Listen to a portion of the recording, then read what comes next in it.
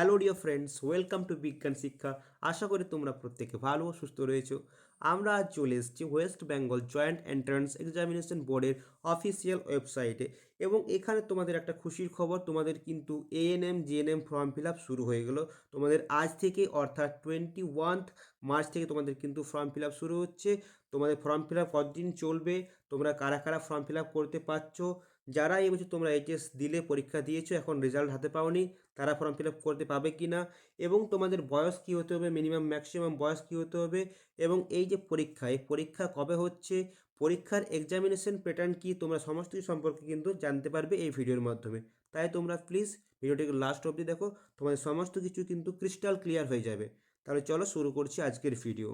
তাহলে দেখো, আমরা এখানে কিন্তু অফিসিয়াল সাইটের মধ্যে এক্সামিনেশন যে অপশান সেখানে ক্লিক করব এবং সেখান থেকে আমরা এএনএম জিএনএম যে অপশান সেটা কিন্তু চুজ করে নেব।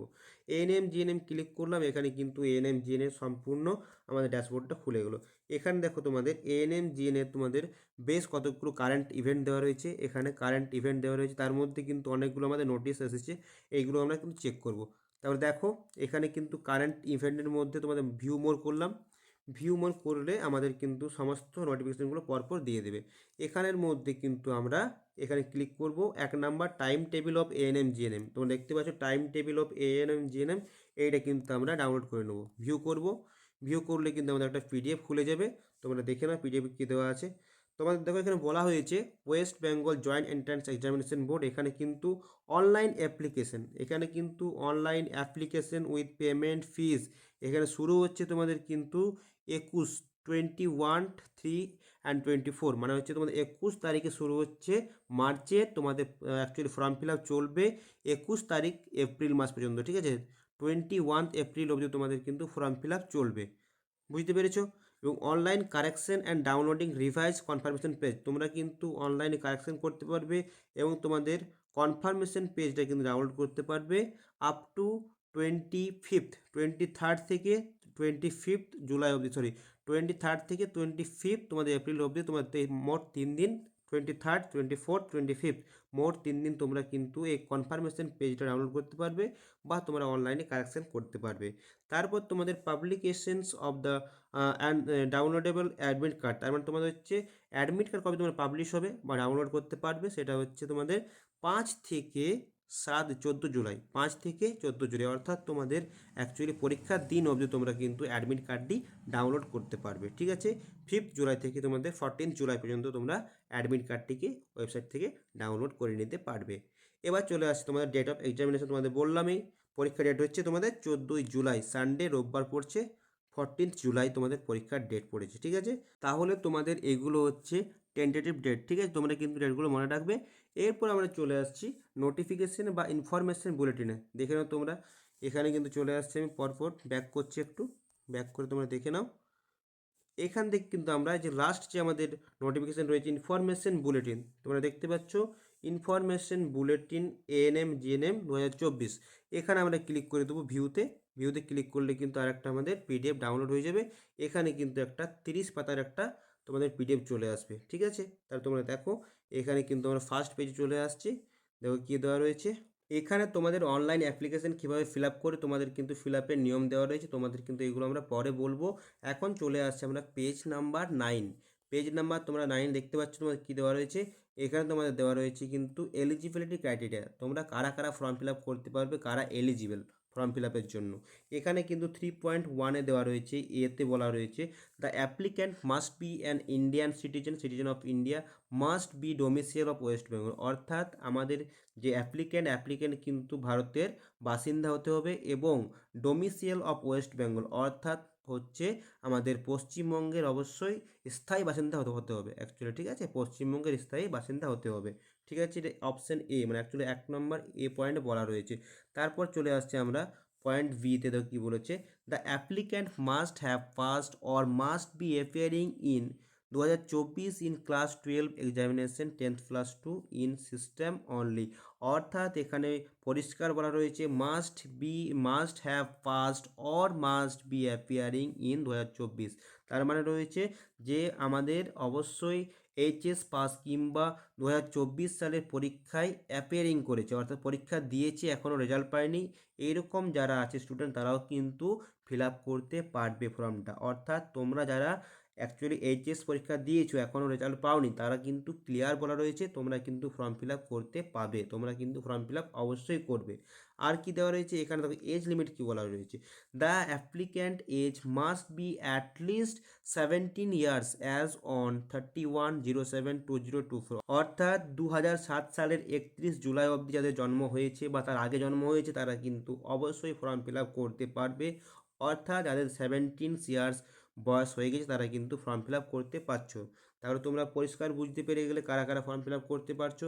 তোমরা অবশ্যই ফর্ম ফিল আপ করতে পারবে 17 যাদের হয়ে গেছে, 17 ইয়ার্স ওল্ড, ঠিক আছে। তাহলে এই ছিল তোমাদের বয়স এখানে এবং তোমাদের ফর্ম ফিল আপের যে এলিজিবিলিটি ক্রাইটেরিয়া। এরপর তোমরা এখানে দেখতে পারো যে এলিজিবিলিটি ক্রাইটেরিয়ার মধ্যে তোমাদের কত পার্সেন্ট নাম্বার বলছে, এখানে কিন্তু পরিষ্কার দেওয়া রয়েছে তোমরা মিনিমাম এডুকেশনাল কোয়ালিফিকেশন, এখানে কিন্তু বলা রয়েছে must have 10+2 examination from any recognised board with at least 40% marks in aggregate, অর্থাৎ তোমাদের এভারেজ নাম্বার কিন্তু 40% তোমাদের আনতে হবে, রাখতেই হবে 40%, নাহলে তোমরা কিন্তু ফর্ম ফিল আপ করতে পারবে না। তাহলে মোট নাম্বার হচ্ছে 40% আমাদের রাখতে হবে অ্যাভারেজ নাম্বার, এগ্রিগেট নাম্বার, ঠিক আছে। এবং তোমাদের বলা রয়েছে এখানে অপশন মানে বিতে বলা রয়েছে পয়েন্ট বিতে must pass in English in 10+2 examination, তোমাদের কিন্তু 10+2 এক্সামিনেশন বা পরীক্ষাতে অর্থাৎ 12 পরীক্ষাতে বা এইচএস পরীক্ষাতে তোমাদের কিন্তু বেস্ট অফ 5-এর মধ্যে ইংলিশ কিন্তু পাস করতেই হবে, ইংলিশটাতে কিন্তু পাস করতেই হবে বেস্ট অফ 5-এর মধ্যে, ঠিক আছে। তাহলে তোমাদের এটা ছিল মিনিমাম এডুকেশনাল কোয়ালিফিকেশন। আর তোমরা এখানে দেখো তোমরা এএনএম, এই যে এএনএম এর পরীক্ষাটা হবে, এই এএনএম পরীক্ষাটা কিন্তু শুধুমাত্র অনলি ফিমেল অর্থাৎ তোমাদের এটা মেয়েদের জন্য, ঠিক আছে, এটা অনলি ফর গার্লসদের জন্য, মহিলাদের জন্য। আর যেটা জিএনএম আছে জিএনএম কিন্তু পুরুষ মহিলা উভয়ে ফিল আপ করতে পারবে, গার্লস বয়েজ সবাই কিন্তু ফিল আপ করতে পারবে, মেল ফিমেল কিন্তু উভয়েই ফিল আপ করতে পারবে। এক্ষেত্রে কিন্তু ম্যাক্সিমাম এজ লিমিট কিছু নেই, এক্ষেত্রে এএনএম জিএনএম দুটোর ক্ষেত্রে কিন্তু ম্যাক্সিমাম এজ লিমিট কিছু নেই, ঠিক আছে, দুটোর ক্ষেত্রে কিন্তু ম্যাক্সিমাম এজ লিমিট কিছু নেই, ঠিক আছে। তাহলে এখানে কিন্তু মিনিমাম এজ লিমিট দেওয়া আছে 17, 17 বছর হয়ে গেলে তোমরা কিন্তু সবাই এলিজিবল ফর্ম ফিল আপের জন্য, বাট তোমার ম্যাক্সিমাম কিন্তু কোনো এজ লিমিট নেই, আমরা যে কোনো বয়স অবধি কিন্তু ফর্মটা ফিল আপ করতে পারি, ঠিক আছে। তাহলে এই ছিল আমাদের সমস্ত কিছু এলিজিবিলিটি ক্রাইটেরিয়া সম্পর্কে। এরপর আমরা চলে আসবো এর এক্সামিনেশন প্যাটার্ন এবং সিলেবাস সম্পর্কে, তোমরা কিন্তু দেখে নাও। দেখো আমরা চলে আসছি পেজ নাম্বার 6-এ, দেখো এখানে কিন্তু তোমাদের বলা রয়েছে ক্লিয়ারলি এক্সামিনেশন প্যাটার্ন, তোমাদের কিন্তু এক্সামিনেশন প্যাটার্ন আগের বছরের মতোই রয়েবে, ঠিক আছে, যেমন ছিল তোমাদের। দেখো কী বলা রয়েছে, pattern of the question paper, তোমাদের কোশ্চেন কী প্যাটার্নে আসবে অ্যাকচুয়ালি, ঠিক আছে। তাহলে এখানে সাবজেক্ট কী কী রয়েছে, সাবজেক্টের মধ্যে রয়েছে তোমার life science, physical science, basic English, mathematics, general knowledge, logical reasoning. আর তোমাদের মোট নাম্বারের পরীক্ষা হচ্ছে 115 নম্বর, তার মধ্যে তোমাদের লাইফ সায়েন্সে রয়েছে 1 নম্বরের কোয়েশ্চেন 30টি এবং তোমাদের 2 নম্বরের কোয়েশ্চেন 10টি, অর্থাৎ 10 দুগুণে 20 আর 30 সব মিলিয়ে তোমাদের মোট 50 নম্বরের পরীক্ষা হবে, কোয়েশ্চেন থাকবে 40টি, 30 + 10 = 40টি কোয়েশ্চেন, মোট নাম্বার 50 জীবনবিজ্ঞান থেকে। তারপর চলে আসছে আমরা ফিজিক্যাল সায়েন্সে তোমাদের 1 নম্বরের কোয়েশ্চেন মোট 15টি এবং 2 নম্বরের কোয়েশ্চেন মোট 5টি, তোমাদের মোট কোয়েশ্চেন হচ্ছে 20টি, মোট নাম্বার হচ্ছে 25 নাম্বার, 25 নম্বরে আসবে ভৌত বিজ্ঞান থেকে। তারপর চলে আসছি আমাদের বেসিক ইংলিশ থেকে কিন্তু 15 নম্বরের কোয়েশ্চেন আসবে, 15টি কোয়েশ্চেন 1 নাম্বার করে 15 মার্কসের কোয়েশ্চেন আসবে, মোট তোমাদের হবে নাম্বার 15 মার্কস 15 মার্কস, ঠিক আছে। তাহলে তোমাদের মোট নাম্বার হচ্ছে 15। তারপর চলে আসি ম্যাথামেটিক্স, এখান থেকে কিন্তু 10 নম্বরের কোয়েশ্চেন থাকবে, 10টি কোয়েশ্চেন 10 নাম্বার, ঠিক আছে।